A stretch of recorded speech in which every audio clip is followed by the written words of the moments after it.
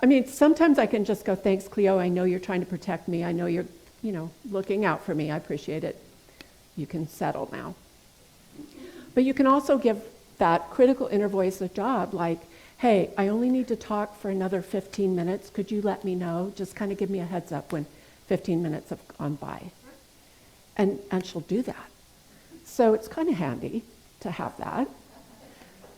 So name it and tame it. And then a few years later, I read Stephen Covey's book, The 7 Habits of Highly Effective People.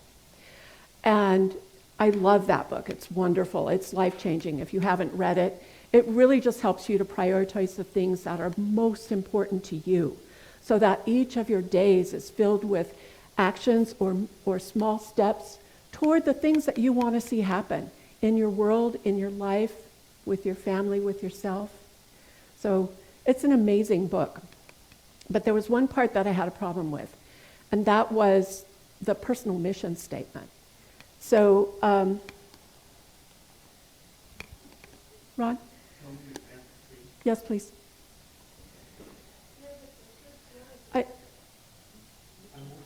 Okay. So a personal mission statement is something that is just one sentence long, really easy to remember, short and concise, but also like sparks your heart, gives you a sense of, yeah, that's who I am. That's what I'm here about.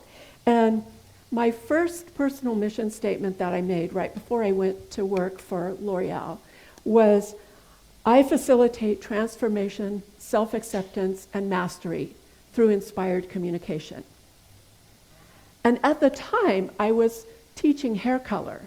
And the transformation that I was talking about was helping hairstylists to do a really fabulous job with their consultations and to be very skilled in formulation and in creating the transformation for their clients. So that was my original idea.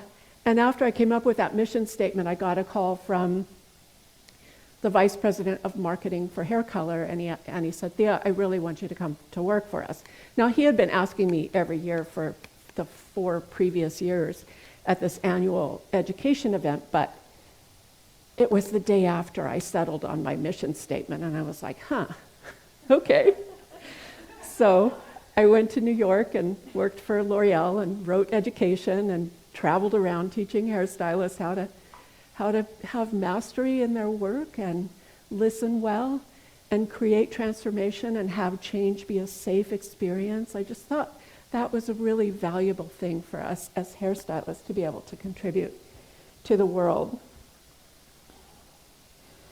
The mission statement that I came up with, though, didn't come from Stephen Covey's book. I mean, the guidelines that he gave me didn't really help me. And I was kind of stuck. And then I found this book called The Path by Lori Beth Jones. And it's a step-by-step, chapter-by-chapter process to create a personal mission statement. And that was the process I used. Now, she talks about her grandfather, and the reason she wrote the book. Her grandfather was in World War I, and he told her if someone approached their camp when he was over in Europe, out in the war zone, and he said, if someone approaches our camp, we would say, state your mission. And if they couldn't state their mission in a few seconds, very concisely, they were shot on the spot. Well, how would our world be if everybody could state their mission? That would be amazing. So that was the book that guided me through that. It's called The Path by Lori Beth Jones. And there's a place on the back of your programs for notes if you feel like taking notes. Okay. And then, go ahead.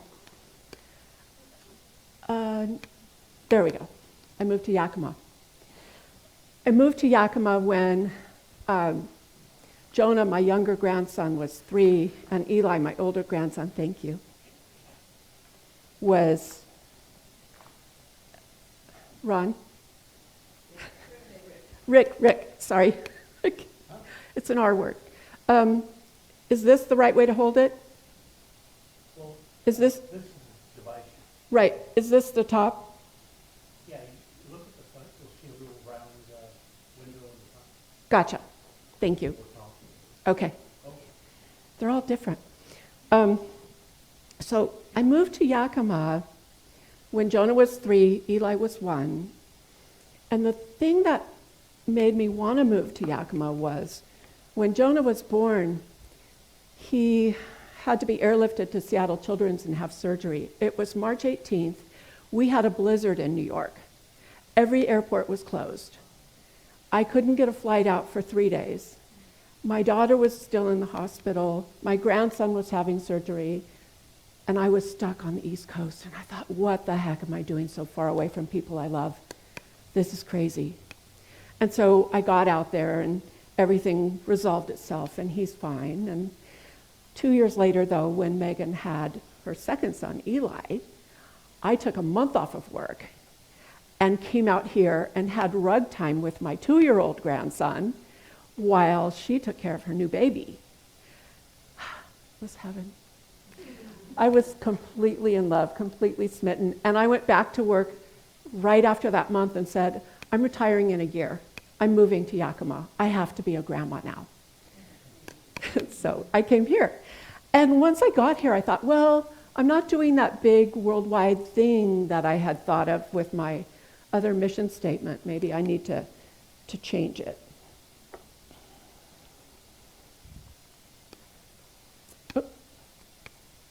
Oh gosh. Okay, this one's touchy. So, my mission statement for now, for living in Yakima, is I live artfully to create and support the creation of beauty for myself and others. Or something like that. It says for people everywhere.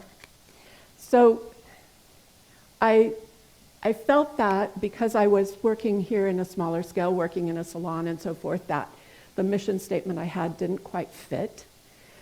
And so this one resonated with me for that period of time in my life. And you can see my art is just a blessing in my life and others.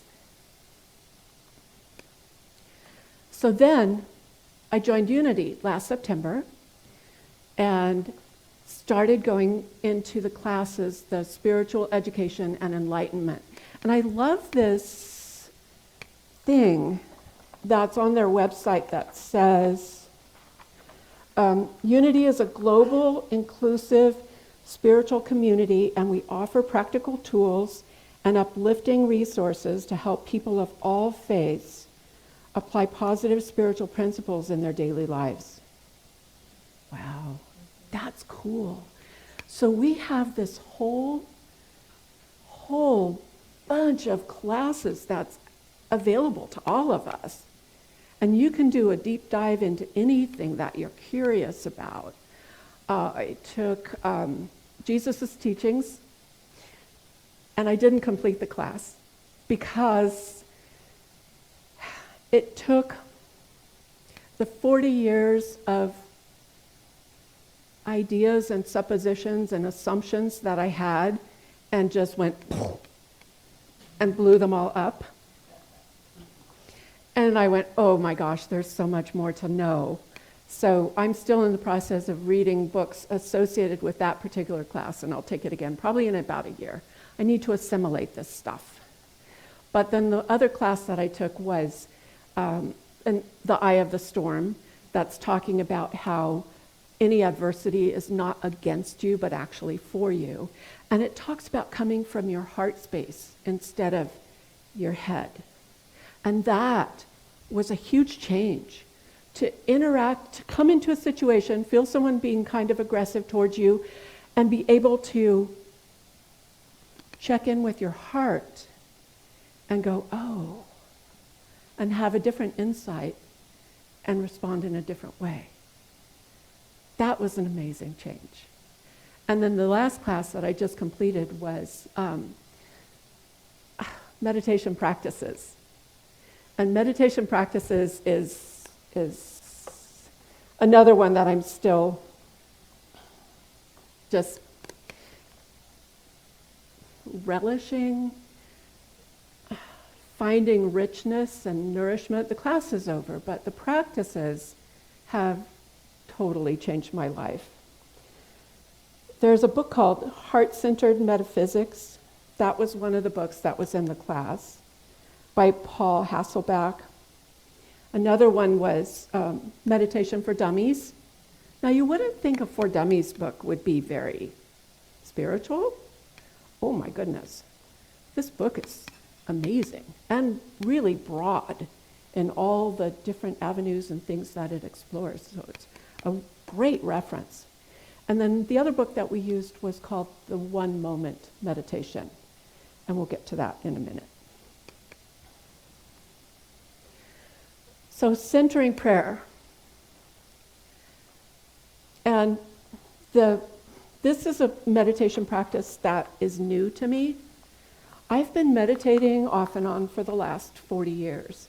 Most of my meditation practices have either been guided imagery or they've been something where I was just breathing and kind of allowing whatever came up to come up, and it was really sort of loose, and I wasn't concentrating. Concentrating? Okay. So the silence is a state of non-awareness that arises during some forms of meditation.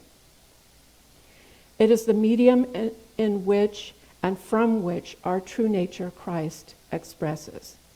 That quote's by Paul Hasselbach from Heart-Centered Metaphysics, and it's something that, is it Mildred Fillmore? Mildred Fillmore. You can see I'm still really new to Unity. Also talked about going into the silence. Myrtle.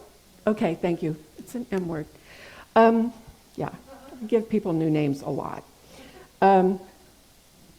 So anyway, going into the silence.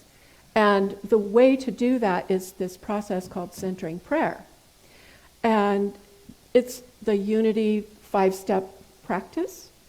So it talks about taking conscious breaths, relaxing your body, and opening your heart.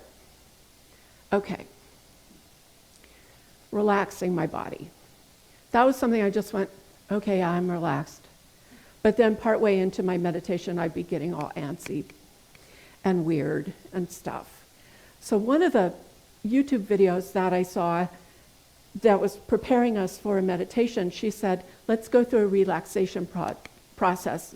Clench up your legs, clench up your feet, make them all stiff, and then relax them. And do the same thing with your seat. Clench, relax. Tuck in your shoulders really, really tight, and then relax them. Get your shoulders all up by your ears, and then relax them. And squinch up your face, stick out your tongue maybe, and then relax. So you're actually getting kind of conscious of all the parts of your body, and then you can tell if something's tight or not, and you can actually relax. Wow. So then, center your thoughts on the ever-present energy of spirit in your life. Concentrate on a sacred word or phrase. This is something I've never done before. So, choosing a sacred word like Jesus, Spirit. The phrase that I've been using a lot lately is I am one. And I'm just breathing in, I am one. Breathing out, I am one. And when the thoughts come drifting by, I just gently come back to I am one. Cindy shared, when you're doing that, you can be like, I am one, like big, like the ocean, and the ocean's full of fish, and the fish just go swimming by. The ocean doesn't care. I love that. That helped me too. Just let them swim by. Bubbles after. And then you'll be able, at a point, to enter the silence. and just be with Spirit. And that is something that fills us and gives us nourishment and grounds us and supports us through every day. You'll feel a shift and a sense that everything is well, all is well. And then when you come back from your meditation, don't just jump up. I used to do that too. Okay, I'm done. The timer went off. But just like take a few moments, express some gratitude, and then gently open your eyes and bring yourself back into the present moment. So I found in this meditation class ways to be much more aware of my body and kinder and more gentle to myself, as well as just being able to concentrate and have a deeper focus in my meditation. So that's been amazing. And what's happened as a result of that is I started feeling everything really deeply. I was in awe of a sunrise. I was amazed by little birds. I was joyful at the faces of the people I loved. I was overwhelmingly sad at different things that happened in my life. And I was just like, oh, I thought this was going to make me feel better. It didn't make me feel better. I felt terrible. And I kept feeling more terrible. I just said, ooh, it was so big. And so I met with Reverend Cheryl. I was like, I'm doing it wrong. This isn't working. I'm a wreck. I am just a hot mess here. And she was like, you opened your heart space and you're feeling. And some of the sad feelings are attached to other hurts that happened. So you're bringing those up. And you can release them. I was like, oh, release them. I was just feeling them. All I ever heard about was feeling your feelings. I didn't really hear about releasing. And so I kind of felt like, I don't know if you can see it very clearly, the bottom thing, it's like a sulfur pit with hot, bubbling, smelly gases and boiling whatever. Anyway, that's how I felt. Instead of the top picture where it's like, la la la, la la la, little bubbles going up into the light. So that's what I've been practicing now, is feeling and releasing. And that is it's a good flow. That's a really good flow. So now, and again, that's something that is also much kinder than, just holding it in or holding on to it or trying to be brave, but to find somebody that you can talk to is super helpful, and to just feel and release is a wonderful practice. One of the other meditations that we did was this one moment meditation. And there's a quick video. So I'm going to have Rick, go ahead and start this for me, Rick.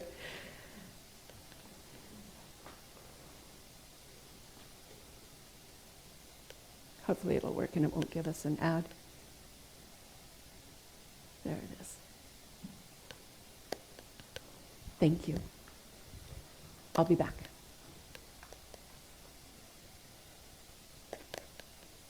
Oh, dang.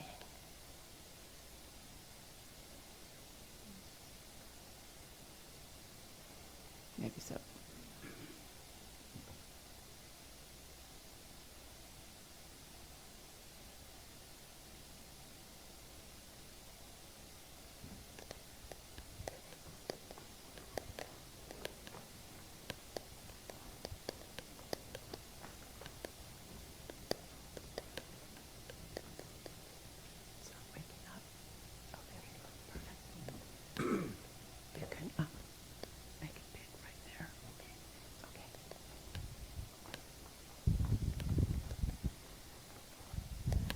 you're watching this video, I'll bet you want to meditate, but don't have time. Maybe you tried to meditate, but had some trouble. Maybe you had a wonderful experience meditating over there, but just can't find that same feeling over here. Well, my name is Marty Borison, and in this video I'm going to introduce you to the technique of one-moment meditation. Then you can meditate whenever you need to. Like when you're feeling stressed, or feeling angry. Maybe you're having trouble sleeping, or you're feeling anxious, or just need a new idea. Although one-moment meditation is ultimately about meditating in a moment, we're going to start with a minute. We start with a minute because a moment goes by so quickly, it's very hard to notice. But a minute is like a moment with handles on it. You know where it begins and where it ends, so it's easier to grasp. We'll do the basic minute now. You might want to shut the door, or at least tell people you're not available for the next minute. You don't have to tie yourself in knots for this. Just sit with your feet planted firmly on the floor. Try to sit up straight, but don't be rigid. It's as if your head were being lifted up away from the weight of the world. Think of it as cosmic traction. Now put your hands in any position that's balanced, symmetrical, and still. Like this, or like this. During the minute, simply focus on your breathing, moment by moment. Of course, even in the space of a minute, you will get distracted. That's perfectly normal. It doesn't mean you're doing it wrong. But as soon as you notice you're distracted, just think, and bring your mind back to your breathing. I'll ring a bell so you know when to start and when to finish. Ready? Then close your eyes. Oh, one more thing. It's okay to smile.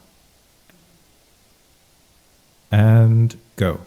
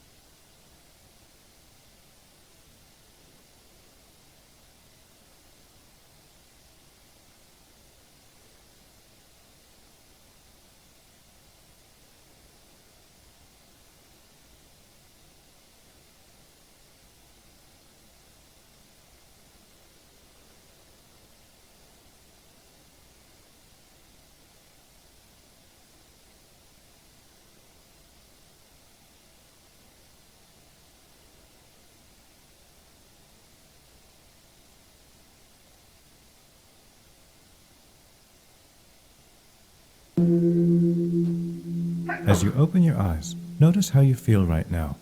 Maybe a little bit refreshed, a little bit more awake, a little bit more open-minded. Not bad for a minute. And the more you do it, the better it gets. But please don't do the basic minute for longer than a minute. Don't be macho about it. Because the point of the minute is to show you that you can make a meaningful change in your state of mind quickly. So if you do it for longer, you're cheating. With one-moment meditation, you can also learn to do the portable minute, which is very useful when you're standing in line, on a train, or stuck in a boring meeting. You can also learn the bonus minute, the surprise minute, and the emergency minute. With one-moment meditation, you can also learn to reduce the length of the basic minute, step by step, until it only takes a moment. And when you can meditate in a moment, your whole day can be filled with meditation, because it takes no time at all.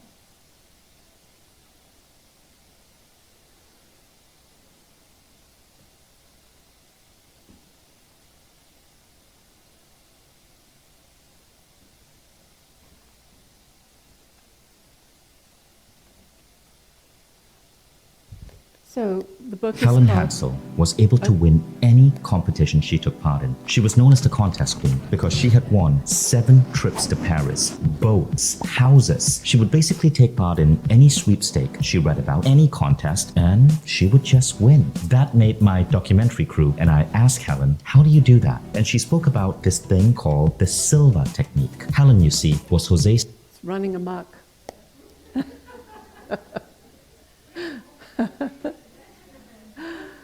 So the book is The One Moment Meditation by Martin Borison, and it goes through a process starting out with meditating for 1 minute a day for 30 days.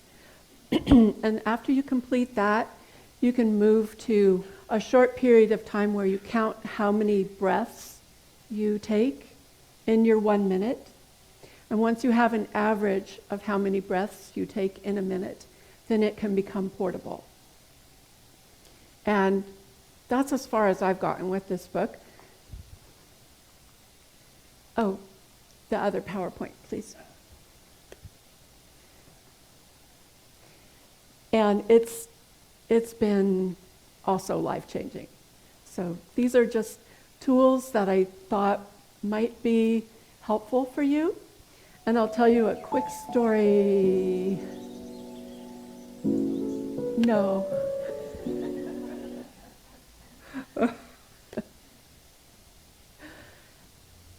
It's the turquoise one, the white and turquoise.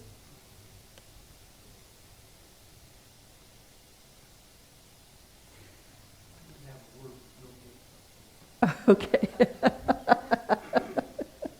I'm going to tell you a story. Okay, perfect. Now we have it. All right. So, like I said on this slide, it's not the be-all, end-all of meditations, but it's really, really helpful. And this picture here on, is it your left? Okay, that's another thing. On your left is a pergola that my grandson and I built. And I talked to my husband. I was like, I want to take the posters from our 4-poster bed that we can't use because our ceiling's too low, and make them into a pergola, put them on top of 4x4s, and maybe secure the 4x4s in the ground, maybe put cement around them or something. And my husband said, that's not going to work. You're going to need something really sturdy to hook those bedposts to. Okay, so I found the footers for a deck, and I put them inside of those wine barrels because I wanted it to be pretty. They're not pretty. And I was going to grow vines up around them, but hook the 4x4s to it. And my husband said, that's not going to work. You have to have it level. And so he explained we needed to scrape the grass and level the ground and put the footers on the ground so that everything was nice and level. So Jonah did that. He dug it out, scraped all the grass off, did this really hard manual labor, made the pergola, built it, and it just turned out wonderfully. And my husband came out and he's looking at it and he goes, wow, that looks really good. You know what you should do now? You should try to lift those things up and put those wine barrels underneath those footers. That would look better. And I said, I need a moment.